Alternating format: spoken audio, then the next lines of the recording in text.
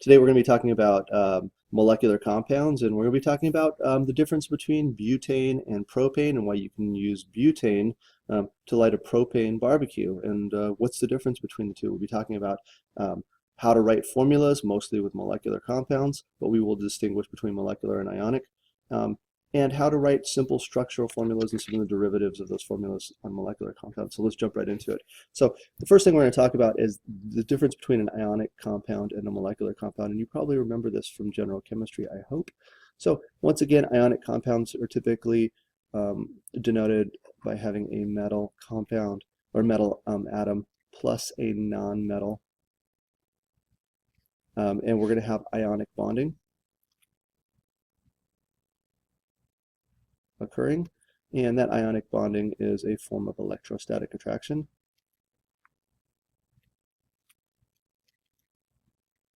Those opposite charges, and we have a transfer of electrons occurring. All these happen in ionic bonding or ionic compounds. Now, for molecular compounds, we typically have nonmetals bonding with nonmetals. And we're going to include into this whole mix, as we said before, hydrogen typically bonds in a molecular fashion, although not always. Here we're going to have covalent bonding. And in covalent bonding, we're going to share electrons in order to get to an octet or a noble gas configuration. So we'll start with molecular compounds, and really our focus today will be on molecular compounds, but we did need to distinguish those from ionic compounds. And so let's start with some of our most simple molecular compounds, which are diatomic molecules. And these are molecules that in their standard state, and standard state is going to be defined as 25 degrees Celsius and 1 atm, 1 atmosphere of pressure. Now, this is not to be confused with STP, which we use for gases. STP has a different temperature, which we will talk about when we get to gases. Standard state is basically room temperature. Normal conditions is what we're talking about. Now, we have 7 diatomic molecules. And what we mean by diatomic, di meaning 2, and so these are molecules that pair up in order to achieve an octet. And so our 7 diatomic molecules start with, on the periodic table, atomic number 7.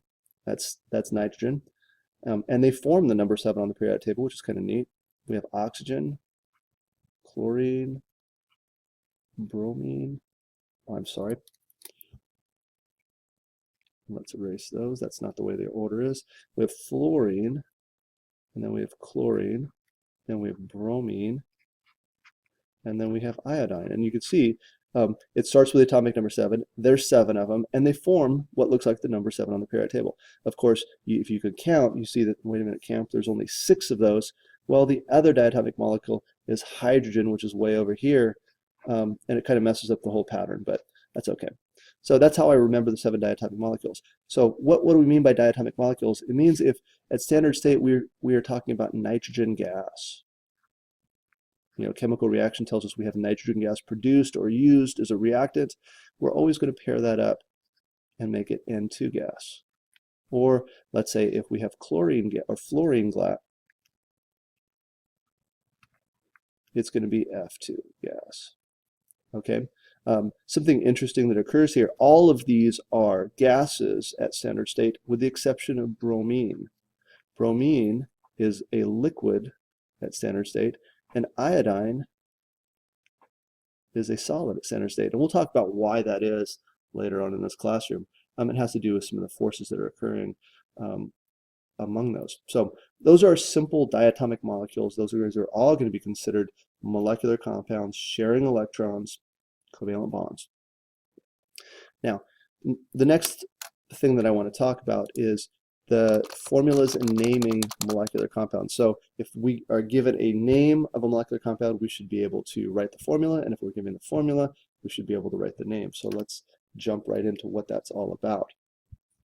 So say if we're given a formula of SO, sulfur and oxygen bonded together. Now these are both nonmetals, and so we do have a molecular compound occurring here. So we have different conventions of naming rules that are going to apply.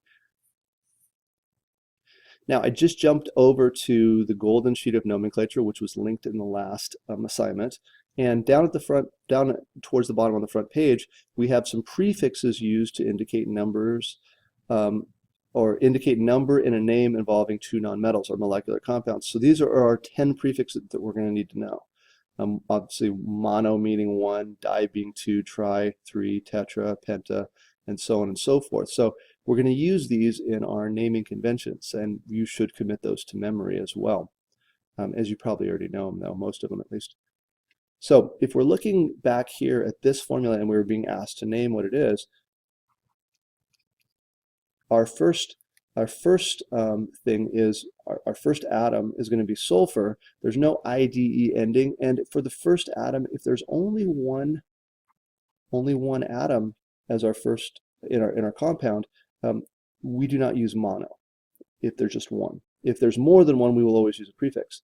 Then on our second atom, we always use a prefix. So in this case, we have one oxygen in this compound, and so we're going to use the prefix of mono, which means one. Now typically when we have, and then for the oxygen, and I'll jump into the rule again in a second here, oxygen, we are going to drop the ending just like we did in writing ionic compounds, and we're going to add the IDE. Now we do that all the time, well, okay, I say most of the time for our second atom in a simple molecular compound. So this is going to become sulfur monoxide with that IDE ending. Now, I know we did have double O's in that mono. We have mono plus oxide.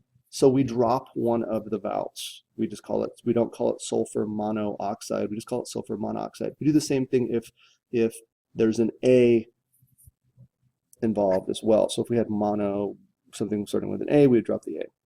Okay? Let's compare that to SO2. Again, this guy is going to be slightly different here. Actually, let's change this up a little bit and not just do SO2. Let's throw something else in here. Let's throw in like S2O5, make it a little bit more interesting. Now, here we have more than one sulfur as the first atom in this molecule, and so we're going to use a prefix here, and we're going to call it disulfur. Notice I do not add the ID ending there. We need to use prefixes on the first atom if it is more than one. We just never use mono on the first one. And then on the second one, second atom in this molecule, we're going to have 5, which is penta, and this is oxide. So instead of using the A, we'll drop the A and we'll just call it pentoxide. And so that is how we write formulas for molecular compounds. Now, if I gave you a formula, let's say I gave you a formula of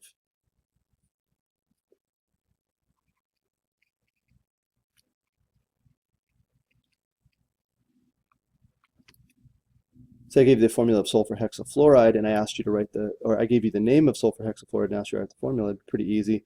Sulfur, once again, if we do not have a prefix, it's assumed it's 1, and then fluorine is going to be F, and the prefix of hexa gives us 6, so we have SF6 involved there. Okay, let's go down and get into some simple organic compounds now. Now the terminology organic is going to mean mostly carbon-based compounds, and we're looking at things that have carbons bonded to oxygens and hydrogens and nitrogens mainly is what's going on in simple organic compounds. And so we'll start off with some simple organic compounds like hydrocarbons. Now hydrocarbons, as the name might imply, consist of carbon and hydrogen in differing ratios of carbons to hydrogens. And we're going to start with some of the simple ones, and these are going to be the alkanes. Now the alkanes also have this CH base, and they're going to have a formula that kind of goes along with it. And so we're going to say really what's varied is the number of carbons and the number of hydrogens. And the formula that kind of goes along with this is Cn, where n is a variable, whole number, 1 through 10 is all we're going to go. And then the hydrogen is going to be 2 times n plus 2. Okay, so that's a simple formula for our alkanes. So let's talk about what that means here really quickly. Here's an example. Say we have a single carbon in a compound. Now, if we have a single carbon in a compound, that's N is going to be equal to 1. And then, so in order to determine how many hydrogens are in this compound, it's going to be twice N plus 2. So twice N, so 2 times 1 is 2, plus 2 is 4, so we get a compound of CH4. Or, let's say we have another compound of C3 with 3 carbons in it, simple alkane. Now, what we're going to do again is we're going to double that, which would be 6 for the hydrogens plus 2, which is 8, and that gives us our new formula of C3H8. Now, in naming these guys, and we're just only going to name the carbons going up to 10 is all we're going to need to worry about for the time being. I have a little mnemonic that I remember, and the mnemonic is MEP-B. Actually, it's not really a mnemonic because it doesn't really mean anything other than it tells me 1, 2, 3, and 4 carbons. MEP-B. Just commit it to memory. MEP-B. And so what does that mean? It means if we have CH4, we call this methane. And that ANE ending tells us we have an alkane. Okay? So for the next one, the E, we would have C2H6. We double it and then add 2. This is going to be ethane, ANE ending. Next one, C3H8. This is the P in MEP-B, and this is going to be propane. Propane often used for barbecues. If a white tank below a barbecue is usually propane, or a large white tank in your backyard means you're probably on propane for your heater in your house, or maybe your stove in your kitchen.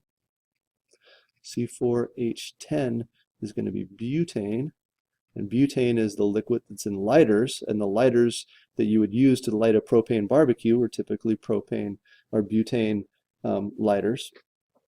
Okay.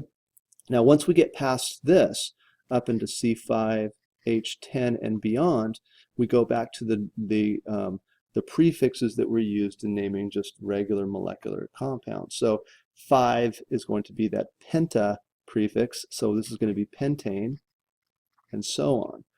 All the way up, and I'll give you another example, maybe 8, C8H18, this is going to be octane, because oct is the prefix for 8.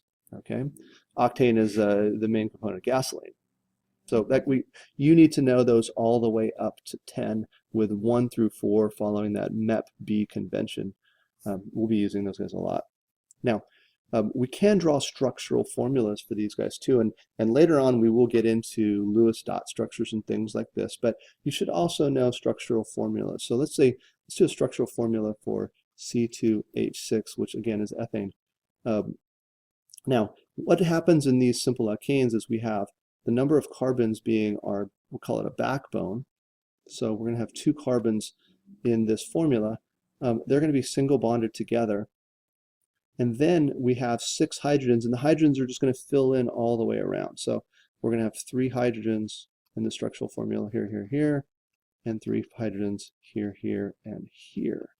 And there we go. And there's our structural formula. We're single bonds all the way around the 2 carbon chain.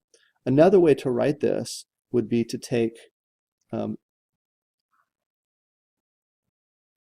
this part of the molecule here and write it as CH3, and then take the other part of the molecule as write it as CH3. So sometimes you'll see a formula written that way. It just means the same thing as that, which means the exact same thing as that. So you should kind of be comfortable going in and out of those types of things if you see them. And it's easy to name these guys, because if you go back to this last one that we just wrote here, if you go back and just combine everything together, 2 carbons plus 6 hydrogens, it just becomes C2H6. Again, let me throw a little bit of larger one there, just as an example to make sure everybody's got this. And so let's say we have pentane. Pentane again is C5H12. And if we were to draw a structural formula for pentane, again we have 5 carbons.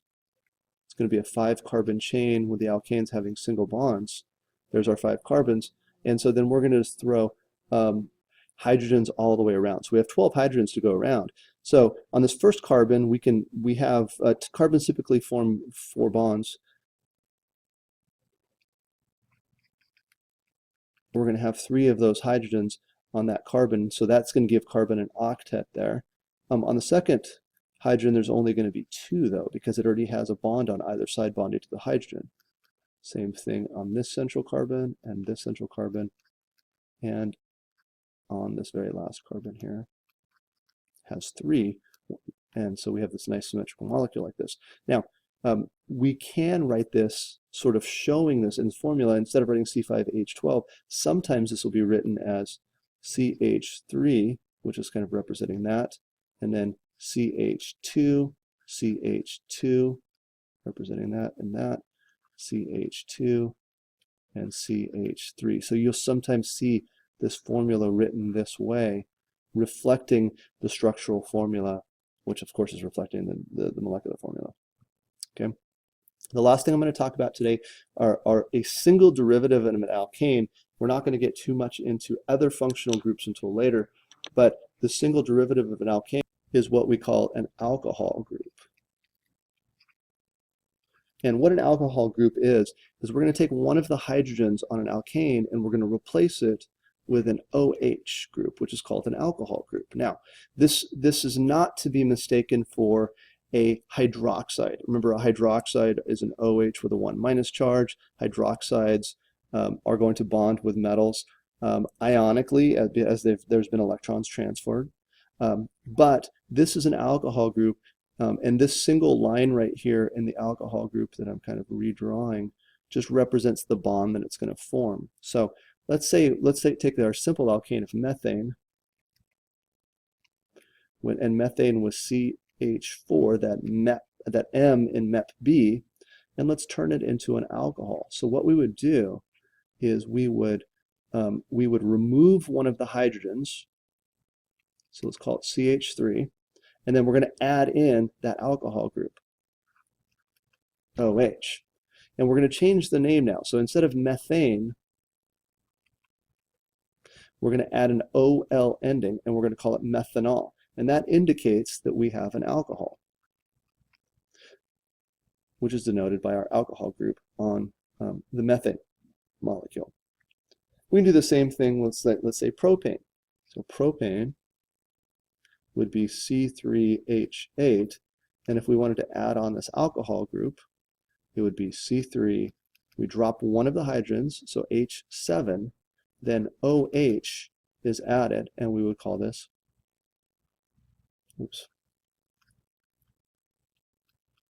propanol, and that would be our derivative of that alkane. Okay, so that's a talk about our simple diatomics, how to write formulas and names for molecular compounds, those 10 simple alkanes which you will need to know, and then the single derivative of the alcohol group that you also need to know. There will be a quiz as well as a worksheet that go along with this. Please see that in Google Classroom.